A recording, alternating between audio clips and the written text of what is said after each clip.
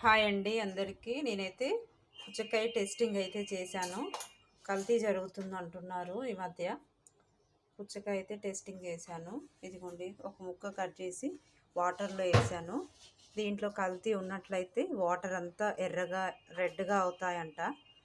ఇవి నార్మల్గానే ఉన్నాయి, అంటే ఇది కల్తీది కాదని అర్థం. ఇదిగోండి చూడండి, నార్మల్గానే ఉన్నాయి, రెడ్ అయితే అవ్వలేదు. ఇంకా మనం ఏం తెచ్చుకున్నా ఇలా టెస్ట్ చేసుకొని తినాల్సి వచ్చే పరిస్థితి వచ్చింది మనందరికీ.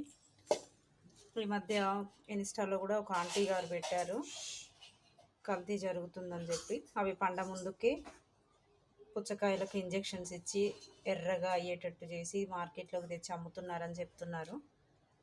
మీరు పుచ్చకాయలు తినేటట్టయితే టెస్టింగ్ చేసుకొని తినండి ఫ్రెండ్స్. పిల్లలకు పెడతా ఉంటాం కదా సమ్మర్లో, ఆరోగ్యంతో కూడిన సమస్య.